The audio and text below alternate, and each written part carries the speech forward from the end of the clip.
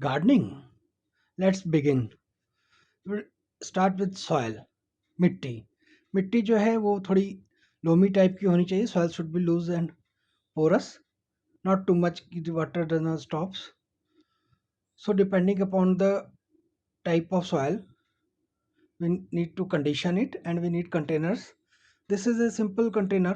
जो भी मिठाई का या नमकीन का स्नैक्स का बॉक्स आता है आपके यहाँ पे किचन में, उसको आप यूज़ कर सकते हैं। इसमें इस टाइप से आप इसमें नीचे होल्स कर लें ताकि excess water should drain out. और जो है दूसरा चीज़ में आपने जो मटेरियल्स हमने करना है इस टाइम इस सेशन में ही, हम पॉट गार्डनिंग में भी यही यूज़ करते हैं, ग्राउंड में भी। तो ये चेरी टोमेटो एग्जांपल मैं आपको दे रहा हूँ। वेजिटेबल्स में जैसे एक्जोटिक वेजिटेबल का है, आप ये यूज़ कर सकते हैं जो अभी हम करने जा रहे हैं आपको एग्जांपल देने के लिए। दूसरा ये कैप्सिकम रेड है, लाल शिमला मिर्च, और ये येलो कैप्सिकम है।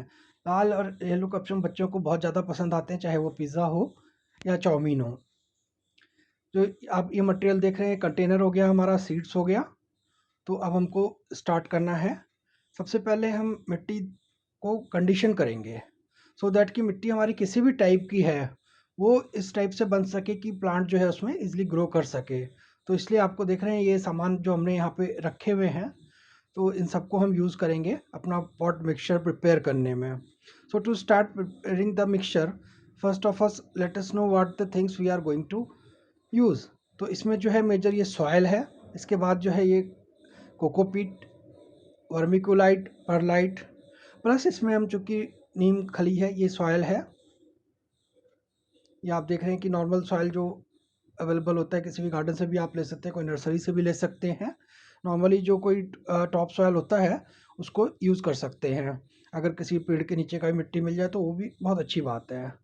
तो वो नॉर्मल जो गार्डन सॉयल हो गया, वो एक क्वांटिटी हमने मेजर वो लिया है। और इसमें जो हम ऐड करने के लिए अलग अलग इंग्रेडिएंट्स यूज़ करेंगे, उसमें आपको आइए उनसे इंट्रोड्यूस कराते हैं फिर से एक बारी कि कौन कौन से। ये तो आपको देखना है कि मिट्टी आपकी इस टाइप की भी होगी, हम उसको कंडीशन करने के बाद वो इस फॉर्म में हो जाएगा कि आप उसको यूज़ कर सकते हैं। अगर बहुत ज़्यादा स्टिकीनेस है मिट्टी में तो उसमें फिर हमको ये होता है कि सैंड वगैरह भी आप मिक्स कर सकते हैं। तो सबसे पहले आप मिट्टी को क्लीन कर लें, देखें कि उसमें कोई बड़ा टुकड़ा ना हो। उसके बाद फिर अपना कंटेनर ले लें, उसको आप इंश्योर कर लें होल वगैरह उसमें हो रखा है। और ये देखिए ये जो कंटेनर है इसका जो आप देख रहे हैं विड्थ ब्रेड्थ जो है, ब्रेड्थ इसकी 10 सेंटीमीटर है, 20 सेंटीमीटर इसका लेंथ है। और इसकी हाइट को भी हम नापते हैं। ये देखिए 2.5 सेंटीमीटर जो है ये इसकी हाइट है। तो किसी भी टाइप का आप कंटेनर यूज़ कर सकते हैं, ज़रूरी नहीं है वो रेक्टेंगुलर शेप में ही हो। तो आइए मीडिया हम मिक्सचर प्रिपेयर करते हैं इसके लिए। सबसे पहले आपने मिट्टी लिया, मिट्टी को अच्छे से उसको फैला लीजिए। बहुत ज़्यादा मिट्टी गीली ना हो, ये बस ध्यान रखना है, इसलिए वो ध्यान में रखते हुए सबसे पहले हम इसमें ऐड करेंगे कोकोपीट। जो कोकोपीट के ब्लॉक्स मार्केट में अवेलेबल हैं, ऑनलाइन अवेलेबल हैं, you can use them. So soak those blocks overnight, और उसके बाद ये लूज़ हो जाएगा, then you can use it in making pot mixture. दूसरा हम इसमें यूज़ करने जा रहे हैं नीम की खली, नीम सीड कर्नल जिसको हम बोल देते हैं। नीम की खली जो है वो बहुत ही एक यूज़फुल चीज़ है। और अगर कीड़े वगैरह, आंट्स वगैरह कई बार आप देखते हैं आमतौर पे सॉइल के अंदर लग जाता है इनिशियल स्टेजेस में भी। सो टू अवॉइड दैट हम यहाँ पे नीम की खली जो है उसको भी हम यूज़ करने जा रहे हैं। तो ये हमने नीम की खली जो है वो यूज़ किया। प्रोपोर्शंस जो हैं ये आप अपने हिसाब से डिपेंड कर सकता है। कुछ भी फार्मूला आप इसमें आप ले सकते हैं। नॉर्मली 3:1 ले लेते हैं वर्मी कोलाइट परलाइट कोकोपीट मिक्सचर के लिए, जिसमें कि थर्ड मैक्सिमम पोर्शन वो कोकोपीट का होता है। उसके बाद परलाइट जो है वो उसमें एरेशन प्रोवाइड करता है रूट्स में, तो उसके लिए हमने परलाइट जो कि एक वॉल्केनिक रॉक है प्रोसेस्ड फॉर्म में, ये देख रहे हैं आप, इसको हम यूज़ करने जा रहे हैं। तो लावा आप समझ लीजिए एक तरह का एक प्रोसेस्ड लावा हो गया। बच्चों को जब ये चीज़ें सीखते हैं तो बड़ा इंटरेस्टिंग उनको लगता है कि वॉल्केनो को प्रोसेस्ड फॉर्म में देख रहे हैं। ये जो है ये वर्मिक्यूलाइट है। वर्मिकुलाइट में आप देख रहे हैं कुछ इसमें ग्लास लाइक टेक्सचर है, साइन है, माइका होता है बेसिकली। तो जो माउंटेन्स पे भी हमें माइका के प्रेजेंस की वजह से माउंटेन्स दूर से ही चमकती हुई नज़र आती हैं। तो हमने इसमें परलाइट को भी यूज़ किया। तो 3 पोर्शन हमारा इसमें कोकोपीट था, 1 पोर्शन वर्मिकुलाइट, 1 पोर्शन परलाइट, और कुछ क्वांटिटी जो है आपके प्रोपोर्शन के अनुसार जो है इसमें हम ये वर्मिकुलाइट बेस्ड है, ये ट्राइकोंटिनोन एक प्लांट ग्रोथ रेगुलेटर है, जिसको नॉर्मल जो है आप गार्डन में इसको प्लांट हार्मोन्स भी कई लोग बोल देते हैं।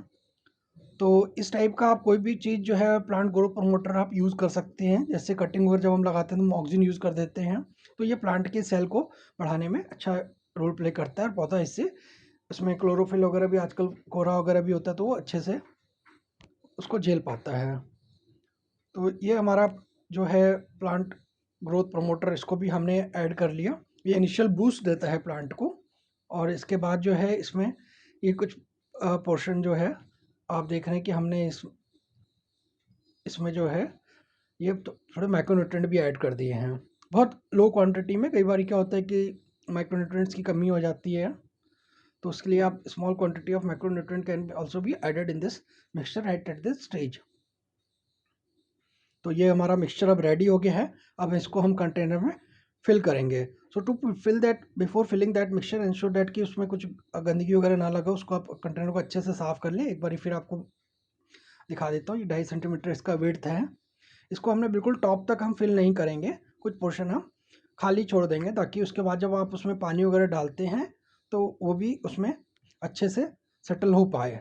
नहीं तो ओवरफ्लो हो जाएगा, और अगर आपने इसको अच्छे से नहीं रखा है तो वो काफ़ी गंदा सा देखने में लगने लग जाता है। तो थोड़ा सा इसमें हम साथ के साथ जो है वो पानी ऐड कर लेंगे। पानी का पर्पज़ ये है कि बस ये थोड़ा सा इनिशियली मॉइस्ट रहने की वजह से वो अच्छे से सेटल हो जाएगा कंटेनर में। तो बहुत ज़्यादा क्वांटिटी आपने पानी का नहीं देना है। और इन जनरल भी जब आप गार्डनिंग करते हैं तो उसमें पानी कभी भी आपको एक्सेस अवॉइड करना चाहिए। Always try to apply water in adequate required quantity only. तो ये इस तरीके से हमारा मिक्सचर प्रिपेयर हो गया है। अब हम इसको फिल करने को जा रहे हैं। बाकी और कुछ इसमें इंपॉर्टेंट चीज़ें आपको, अगर आपने यही कंटेनर इसकी बजाय क्ले पॉट होता तो उसमें हम होल्स के नीचे जो है अंदर साइड की ओर से सबसे पहले हम कोई टूटा हुआ गमले का हिस्सा या कोई और गिट्टी वगैरह अगर हमको मिल जाती है वो भी हम लगा के बेस में डाल देते हैं। अब चूंकि ये हमारा प्रॉपर फुल प्लांटिंग कंटेनर नहीं है, इसको हम एज ए गार्डन नर्सरी अपना प्रिपेयर कर रहे हैं कि इसमें हम ये सैपलिंग्स को ग्रो करेंगे। And once the sapling become 2 to 3 weeks old, उसके बाद वो जब ट्रांसप्लांट करने की एज में स्टेज में आ जाएगा, 3-4 स्टेजेस में आ जाएंगे, तो हम उस टाइम पे उसको किसी और कंटेनर में हम उसको फाइनल जो हमारा प्लांटिंग एरिया है वहाँ पे आप उसको रखेंगे। तो इसलिए इसमें हमने अगर नहीं भी कुछ ऐसा डाला है तो वो चल जाता है, कोई प्रॉब्लम नहीं है। तो ये आप देखें, ये अच्छे से हमने कोकोपीट और बाकी जो हमारे कंडीशनर्स थे सबको मिट्टी में मिक्स कर लिया है। और उसको अच्छे से कुछ भी, और अगर आपको लगता है कि अगर कहीं गुच्छा सा रह गया है बंच, तो कोकोपीट को आप वो भी हटा दें और बिल्कुल स्मूथ जब ये हो जाए मिक्सचर, फिर आप इसको इसमें फिल करें। बाकी फिल करते वक्त बहुत सारी चीज़ें आपको ध्यान में रखने की ज़रूरत नहीं होती है। बस वही जो अभी आपको बताया था कि इसमें मॉइस्चर जो है वो लगातार बनाए रखना है, क्योंकि अगर मॉइस्चर अगर ये बिल्कुल ड्राई हो जाएगा तो जो इसके अंदर आपने सोइंग कर रहे हैं तो उन सीडलिंग्स के भी ड्राई होने का चांस काफ़ी हो जाता है। तो इसलिए बस यही आपने ध्यान देना है कि इसको हल्का सा मॉइस्चर देते रहना है, टाइम टू टाइम, बहुत ज़्यादा पानी नहीं देना है। और एक बारी जब वो जर्मिनेट हो जाएंगे आपके सीड जो हैं, उसके बाद फिर आप जब वो प्राइमरी कोटिलेडन लीफ स्टेज में आ गए हैं, उसके बाद से आप इनको हल्का हल्का पानी दे सकते हैं और बढ़ा सकते हैं फ्रिक्वेंसी, जहाँ पे आपने रखा है उस जगह के हिसाब से, और जो वहाँ पे शेड कैसा है, ये सब सब चीज़ देखते हुए। तो ये चीज़ जो है आपने इसको फुल कर लेना है। अब इसके बाद जो है हम इसमें देखेंगे कि अब हमने ये प्लांटिंग करना है। अपना ये जो सीड्स हमने परचेज़ किए हैं, सीड्स आप ऑनलाइन भी परचेज़ कर सकते हैं, नहीं तो कोई आपके आसपास की नर्सरीज़ है आप वहाँ से भी परचेज़ करके यूज़ कर सकते हैं। और अगर और कुछ नहीं भी है, suppose when ever you cut vegetables in kitchen, तो उसमें भी बहुत सारे सीड्स जो हैं वो एक्सट्रैक्ट होके हमें अपने आप मिल जाते हैं।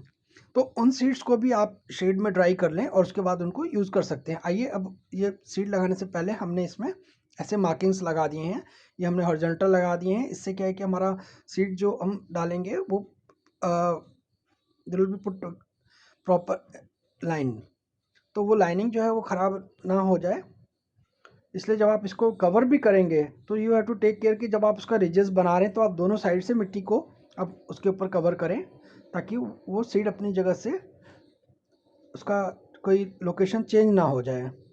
तो इस तरीके से जितना आपका सीड क्वांटिटी है, जो जो टाइप की आपने, अगर एक सिंगल टाइप ऑफ सीड आप एक ही कंटेनर में लगा रहे हैं एक ही प्लांट का, तो आप जैसे मर्जी कर लीजिए। अगर आप उसमें एक ही कंटेनर में 2-3 टाइप के सीड्स लगा रहे हैं तो उसमें आपको उसको प्रॉपर मार्क करना ज़रूरी रहेगा कि किधर पे आपने लेबलिंग प्रॉपर होनी चाहिए कि किधर पे आपने कौन सा सीड लगाया है।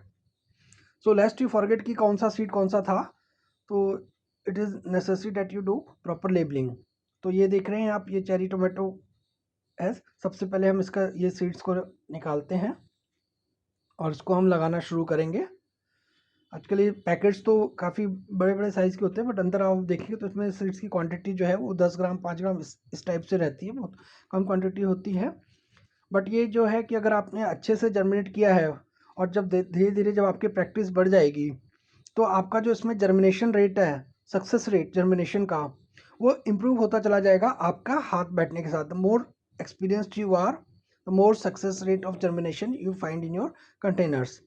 तो ये इस तरीके से हमने ये छोटे छोटे बीजेस थे चेरी टोमेटो के, ये हमने एक रो में इसको लगा दिया है। अगर आपका ज़्यादा बीज हैं तो आप उसमें से और भी रो कवर कर सकते हैं, नहीं तो आपने बस यही ध्यान रखना है कि आपका वो प्रॉपरली मार्क्ड रहे कि किधर पे आपने कौन सा बीज रखा हुआ है।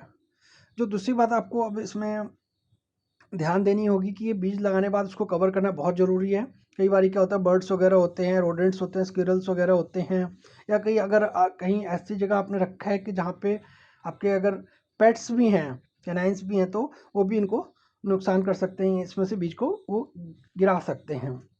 तो इसलिए इसको आपने उनसे भी दूर रखना है। छोटे बच्चे भी घर में हैं तो उनसे भी आप इनको दूर रखें, ताकि कई बच्चों की हैबिट होती है अक्सर मिट्टी को जाके वो डिस्टर्ब कर देते हैं। तो ये सब चीज़ें आपने ध्यान रखनी है तो आपका सीड सेफ रहेगा।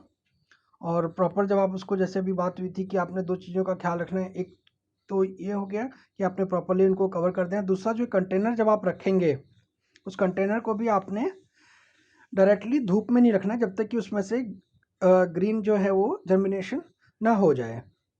उसको डार्क में रखें, शेड में रखें। तो डार्क शेड में रखना बहुत ज़रूरी है। एक बारी वो उसके ग्रीन लीव्स अपीयर हो जाते हैं, कॉटिलेडर लीव्स, उसके बाद आप बेशक उसको सनलाइट में रख सकते हैं जहाँ पे कि वो फोटोसिंथेसिस से ग्रो करना शुरू करेंगे। तो ये हमारा अब जो है इसमें सोइंग हमने उसको टोमेटो करने के बाद ये हमारे कैप्सिकम्स हैं। तो ये अब हम कैप्सिकम को, जो बाकी के हमारे बीच के रोज़ रह गए थे, उसमें हम कैप्सिकम को, सीड को उसी प्रॉपर तरीके से ही लाइंस में हम रखेंगे। तो ये जब भी आप ये फरोज़ में सीड्स को डाल रहे हो तो बस वही आपने देखना है कि वो प्रॉपरली जो है एक रो में रहने से उनकी जो ग्रोथ होती है वो थोड़ी यूनिफॉर्म होती है, और आपका कंटेनर जो है, हालांकि नर्सरी है आपके लिए, फिर भी वो देखने में अच्छा लगेगा।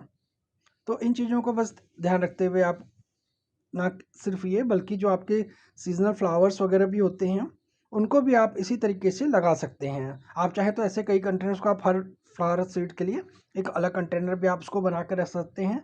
इसके अलावा कई हाउस भी हैं, आप उनको भी इसमें लगा सकते हैं, जैसे कि सेलरी वगैरह हो गया। सेलरी हालांकि बड़ा रहता है उसका प्लांट, बट अपना कोरिएंडर हो गया, कॉमन कोरिएंडर है, आप उसको लगा सकते हैं।